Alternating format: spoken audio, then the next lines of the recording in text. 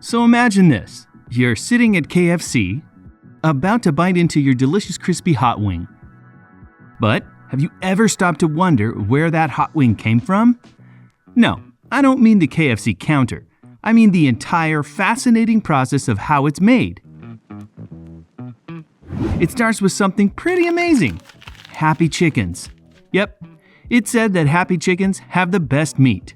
And some farmers are going the extra mile to make sure their chickens are really happy. And when I say happy, I don't just mean giving them a nice cage to put their eggs in. We're talking chickens that get to roam around in the sunshine, flap their wings, and peck at the ground like it's the best spa day of their lives. These chickens are treated with care, not only because it's the right thing to do, but also because happy chickens make for the best wings. Because let's face it, who wants to eat wings from a stressed out chicken? But before we continue, please like and subscribe to our channel to never miss out on any new factory tour adventure. Now, let's get back to it. Once the chickens are raised right, it's time for them to embark on their next big adventure, the journey to the KFC factory. Once they arrive at the factory, it's time for them to get ready for their big moment. Now, this is the part that can get a little hairy. I mean, feathery. It's time for chickens to undergo the infamous plucking process. The plucking process is all automated, and it's quick and efficient, so by the time they're done, these chickens are as clean as a whistle and ready to hit the next phase. Once those chickens are feather-free and cleaned up, they're broken down into their parts: breasts, legs, tenders, and of course, those perfect wings we all know and love.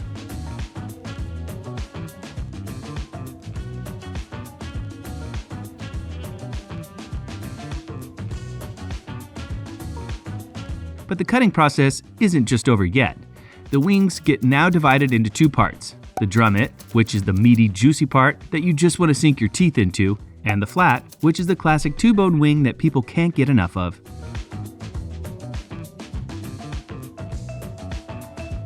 Now that the wings are perfectly prepared, here's where the real magic starts. The wings are placed into large vats filled with the secret marinade, KFC's very own blend of herbs and spices that's been perfected over the years. While I can't reveal the exact recipe, let's just say it's packed with bold flavors, spices, and a bit of KFC's signature secret sauce that makes these wings pop with flavor. These wings are about to take a nice long bath in this marinade, which is key to infusing the meat with all that delicious flavor. But it's not just about taste. This marinade also helps tenderize the meat, making sure it stays juicy and flavorful once it's fried. Think of it like the wings getting their pre-fry spa treatment. A little soak, a little love, and they're ready to get crispy. Now, after their time in the marinade, these wings are ready for the next step, the crispy coating. And this is where KFC's famous crunchy texture starts to come together. The wings are dipped in a special batter that gives them a light, crispy layer to lock in that flavor. And then they take a bath in seasoned flour, which is the key to that golden crunch that makes every bite so satisfying. Now, this isn't just any flour. This is a secret blend of seasonings that gives KFC wings their signature crispy exterior. It's the perfect balance. Crispy enough to give you that satisfying crunch, but not so thick that it overwhelms the tender chicken inside. It's all about the right ratio of crunch to tenderness. It's like they've got their party outfits on, and they're about to hit the fryer dance floor. No turning back, folks. These wings are about to fry.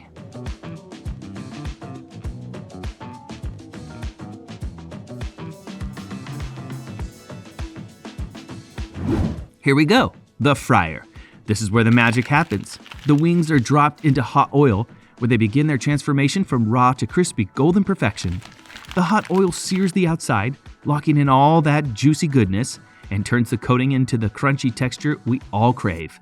It's like watching a caterpillar turn into a butterfly, only it's a chicken wing, and way tastier. As the wings fry, they take on that crispy golden brown color that makes us all weak in the knees. You can see it happening in real time. The oil bubbles, the wings sizzle, and slowly but surely, they turn into those perfectly crispy bites we all know and love. The trick is knowing when to pull them out. Too little time, and they're underdone. Too much time, and they're overcooked. The fryer temperature is carefully controlled to make sure the wings cook evenly. They get crispy on the outside, while the inside stays nice and juicy, just like how you want it. And believe me, it's an art form. The experts in the KFC kitchen know exactly how long to keep those wings in the fryer to get them just right.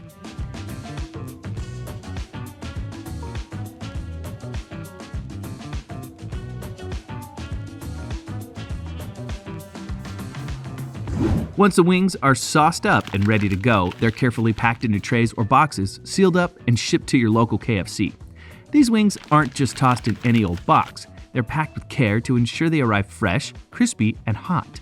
It's a delicate process to make sure they get to you in perfect wing condition.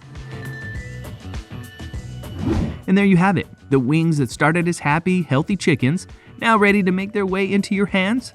Hot, crispy, full of flavor, they're here to deliver the ultimate wing experience. Whether you're grabbing a snack or sharing with friends, these wings are ready to go. Now, the moment we've all been waiting for, the first bite. You know the feeling, that crispy crunch followed by juicy, flavorful chicken with just the right amount of heat. There's something magical about biting into a KFC hot wing. So the next time you grab a box of KFC hot wings, just remember these wings didn't just appear out of nowhere. They've got a story. A story that started with happy chickens, went through a whole lot of love and care, and ended up on your table, ready to make your taste buds dance.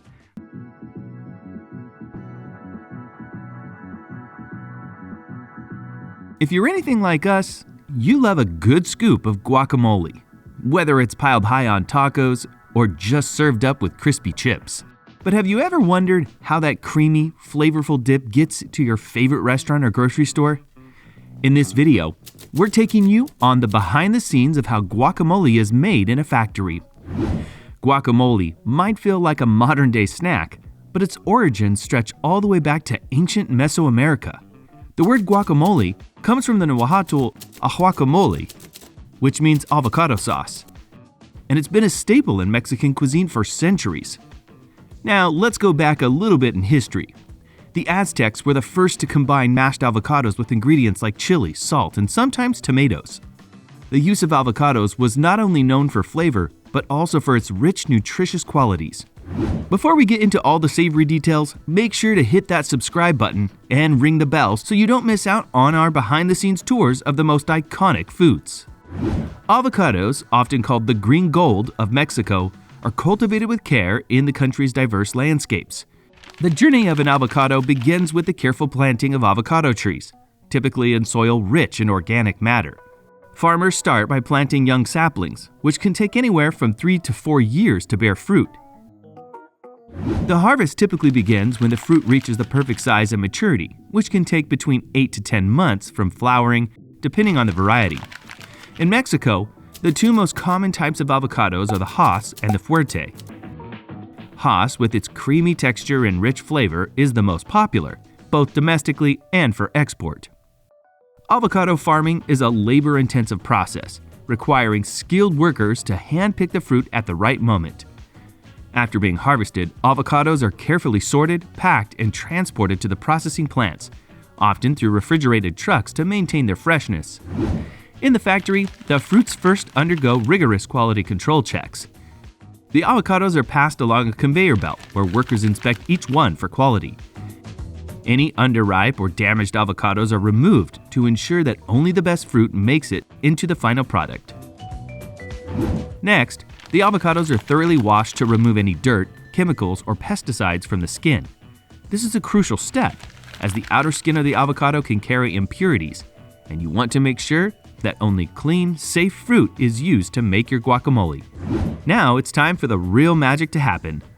In a factory setting, avocados are peeled and pitted using automated machines. The peel is carefully removed and the pit is extracted with precision to ensure no pieces of seed make it into the final product. The peeled and pitted avocados are then sliced into smaller chunks or sometimes mashed, depending on the type of guacamole being made. Some factories also use a combination of both mashed and chunked avocado to create a guacamole with a bit of texture.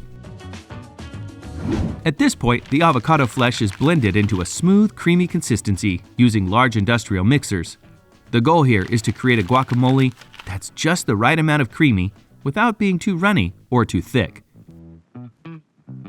But guacamole isn't just about avocados. To make it flavorful, you need the right seasonings and ingredients. At this stage, other key ingredients are added to enhance the flavor of the guacamole. Common additions include freshly chopped onions, cilantro, lime juice, and sometimes garlic or chili peppers for a little extra kick.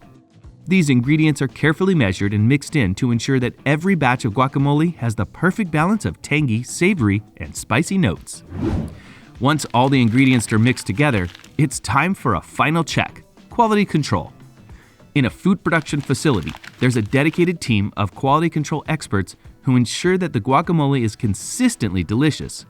These workers taste test each batch to make sure the flavor is on point and that the texture is just right.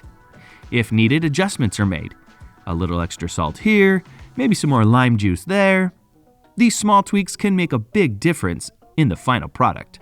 Once the flavor and texture are approved, the guacamole is ready for packaging.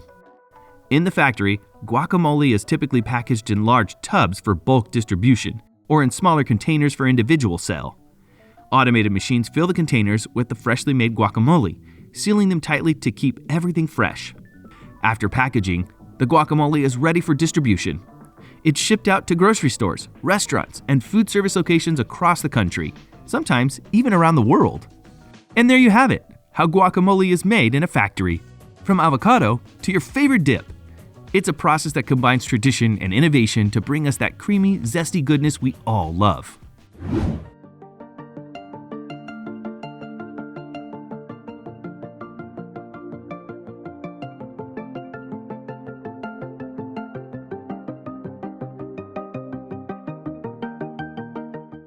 You know that fast food craving that just hits you out of nowhere? The kind where you can't rest until you've had that first juicy bite of a McDonald's hamburger? Well, we're taking you behind the scenes of how McDonald's churns out millions of burgers every single day, faster than you can say Big Mac. If you're ready to find out the secrets that we found when we looked at the actual factory, make sure to hit that like button and subscribe, and let's get started. Let's start with the beef. The journey begins not in the factories, but out in sprawling cattle farms across the world. McDonald's works with suppliers that adhere to strict standards for animal welfare and sustainability. Once the cattle reach the ideal size and age, they're sent to approved suppliers where the meat is processed and prepped for its journey to McDonald's factories. When the beef finally arrives at the factory, it's not just tossed straight into the grinder. First, it goes through a thorough inspection. This is serious business. McDonald's uses advanced bone detection technology, including X-ray machines, to make sure that there are no bones or unwanted bits in the meat. Once the meat passes inspection, it's time to grind. The beef is sent into these massive industrial grinders. These machines are no joke. They can break down tons of beef every single day. The beef comes out looking a bit like spaghetti, long, stringy, and completely uniform.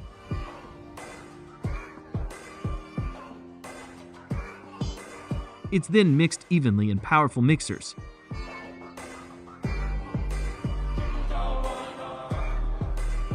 Some factories even use vacuum-sealed mixers that remove all the air from the mixture, which helps create a more consistent texture and ensures that each patty is juicy and tender. After the beef is ground and mixed to perfection, it's time to shape those famous patties.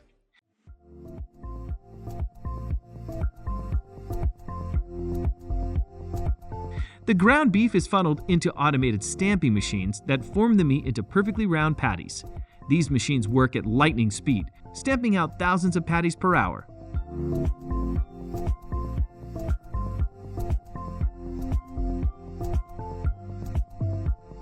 What happens next is key.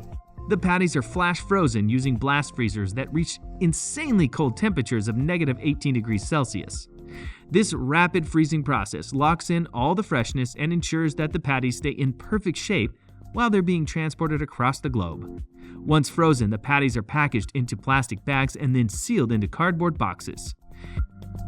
Now, while the beef patties are chilling in the freezers, the buns are on their own journey. They're made in specialized bakeries that supply McDonald's around the world.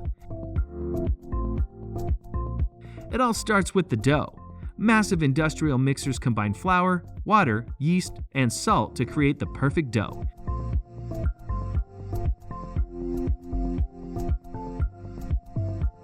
The dough is cut into small portions and sent through high-speed dough rounders. These machines shape each portion into a perfect dough ball. Before the baking begins, the dough balls get a special treatment. A glazing machine sprays a protein solution over the tops, which gives the buns that shiny golden finish once they're baked. And what's a McDonald's bun without sesame seeds? A specialized seeding machine sprinkles sesame seeds evenly over the buns just before they head into the oven. The buns are then baked at 240 degrees Celsius in huge conveyor ovens. These ovens are designed to bake thousands of buns at the same time, ensuring they all come out perfectly golden and fluffy.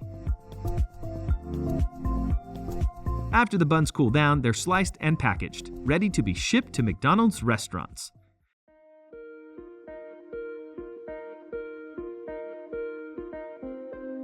But let's not forget about the other ingredients that complete the McDonald's burger experience. The lettuce, cheese, and pickles all go through their own special processes before making it into your burger. The lettuce used in McDonald's hamburgers is grown on specialized farms. It's harvested, washed, and chopped into smaller pieces before being sent to the factories.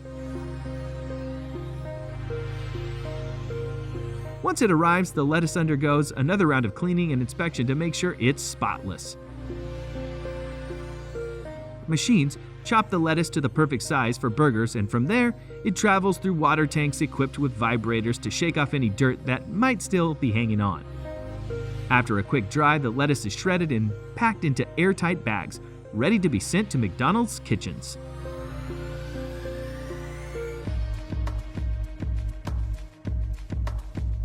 McDonald's cheese is specially formulated to melt just right over a hot patty.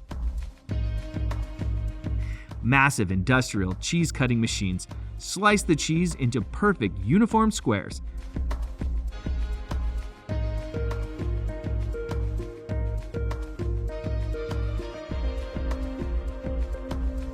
And then there are the pickles. These tangy slices of joy start off as cucumbers, which are soaked in a brine solution to preserve their crunch and flavor. The brine contains a high concentration of salt, which not only keeps the pickles fresh, but also extends their shelf life. After soaking, the cucumbers are sliced by industrial slicers into perfect pickled discs, each one uniform in size and thickness. These pickles are then packed and shipped to restaurants, ready to add that extra zing to your burger.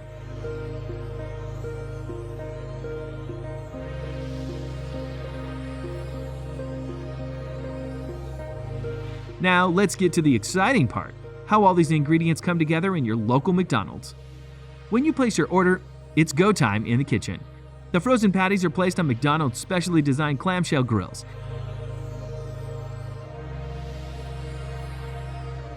These grills are amazing. They cook the patties from both the top and bottom at the same time, which means no flipping is required. After the patties are cooked, they get a quick sprinkle of salt and pepper for extra flavor. Meanwhile, the buns are toasted to golden perfection in a special electric toaster. This toaster heats the buns just enough to make them warm and slightly crispy on the outside, while still keeping the inside soft and fluffy. Now for the assembly line. The cooked patty is placed on the bottom half of the toasted bun, followed by a slice of that perfectly melting cheese, crisp shredded lettuce, tangy pickles, and a dollop of ketchup and mustard. It all comes together like a well-choreographed dance. And in about 90 seconds, your McDonald's hamburger is ready to go, piping hot and delicious.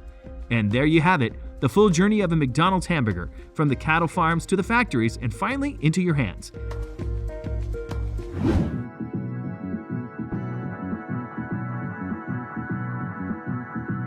Hey there, food lovers! Have you ever wondered how your favorite bagel gets made?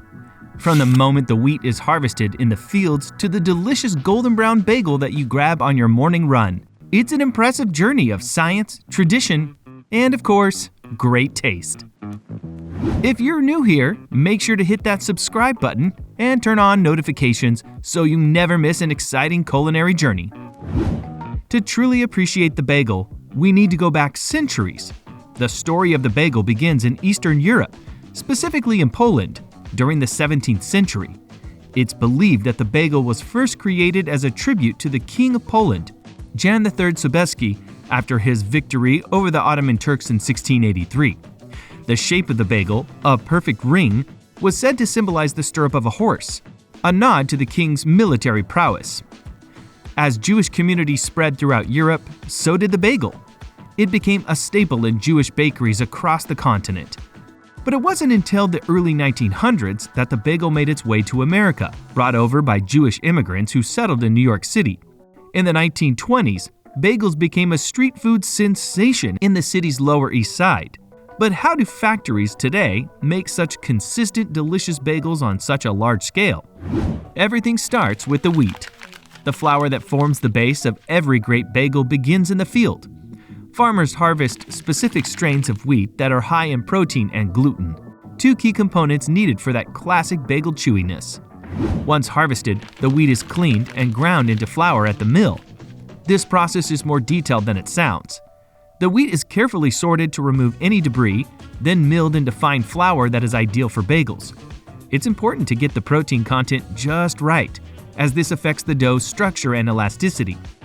Then, the flour is transported to the bagel factory, where the real magic is happening. In a bagel factory, dough is created in massive mixers designed to handle large batches. First, flour is poured into the mixer. Flour is the foundation, but it's not the only ingredient. To make the dough, factories add a precise mix of water, yeast, salt, and sweeteners like barley malt syrup. This combination ensures the dough rises well and gives the bagel its subtle sweetness and perfect consistency. After adding the ingredients, the mixer begins to work its magic. The dough is mixed for around 10 to 12 minutes at high speeds, kneading the ingredients into a smooth and elastic dough. This is crucial because bagels need a dense but supple dough. Too soft, and they'll be airy. Too tough, and they'll be too hard. Once the dough reaches the right consistency, it's time to let it rest. Resting helps the gluten relax and the dough to become easier to handle during the next steps. At this point, the dough is still quite large, and the factory needs to divide it into smaller pieces. Factories use automated dough dividers to ensure that each portion is exactly the same size, usually around 3 to 4 ounces for a standard-sized bagel. The next step is crucial: the shaping of the dough into a perfect round shape. In traditional bagel making, bagels are hand-rolled, but in a factory, this process is done using automated machines.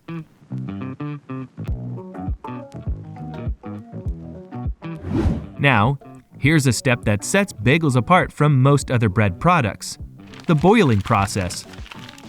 After the dough is shaped, it's time to give it the signature dense, chewy texture that makes bagels so unique. Bagels are boiled briefly in water before baking. In most factories, the water is heated to just under boiling temperature, typically around 205 to 210 degrees Fahrenheit, 96 to 99 degrees Celsius. Sometimes, a small amount of baking soda is added to the water to help the bagels develop that golden brown, glossy crust when baked. The boiling process causes the bagels to puff up, creating the chewy exterior and slightly soft interior that we all know and love. Once they're done boiling, the bagels are carefully lifted out of the water and drained before they head to the next stage. Next up, baking. The boiled bagels are now ready to go into the oven. But not just any oven, a special type of oven known as a conveyor belt oven. This system allows for continuous production, with bagels traveling through the oven on a belt for a consistent, evenly baked result. Bagels are baked at high temperatures, usually between 450 and 475 degrees Fahrenheit, 232 to 246 degrees Celsius, for about 10 to 12 minutes. As they bake, they undergo a magical transformation. The outside becomes crispy and golden, while the inside remains soft and chewy. The conveyor belt moves at just the right pace to ensure every bagel gets the perfect amount of heat. And, unlike regular bread, bagels retain their moisture and thickness due to that critical boiling step. When they come out of the oven, these bagels are perfectly baked with that signature glossy golden brown crust. Some bagels are left plain. But many bagels are topped with delicious additions, whether it's sesame seeds, poppy seeds, everything seasoning, or other flavorings. At this point, bagels are either manually or automatically topped with seeds, onions, or other flavorings. This step is crucial because it's not just about taste, it's about creating the visual appeal that makes each bagel so recognizable. Some bagels also receive a light glaze of sugar syrup to add a subtle shine and sweetness to the crust. Once the bagels are fully baked, topped, and glazed, it's time to prepare them for packaging. Bagels are carefully arranged in packaging trays or bags. Depending on the factory, bagels may be packaged by hand or with automated machines. Some factories also offer pre-sliced bagels for customer convenience. After packaging, the bagels are sealed tightly to preserve their freshness. Some factories even use nitrogen to flush out the oxygen in the packaging, which helps extend shelf life without the need for preservatives. Once packaged, the bagels are ready for distribution. They are loaded onto pallets, shipped out, and sent to stores and bakeries, ready to be enjoyed by bagel lovers everywhere. And there you have it. From the fields where the best wheat is harvested, to the dough mixing, and finally the packaging, this is how bagels are made in a factory. While the process may seem automated, it's important to remember that every bagel is crafted with care to deliver that perfect combination of texture, flavor, and freshness. Whether you like them toasted with cream cheese or piled high with smoked salmon and onions, every bagel begins with these simple yet crucial steps. So the next time you grab a bagel, you'll have a deeper appreciation for the artistry and precision that goes into making these delicious treats. Thanks for joining us today at Factory View. And if you enjoyed this behind-the-scenes look at bagel making, don't forget to like, subscribe, and hit the bell for more fascinating food production videos.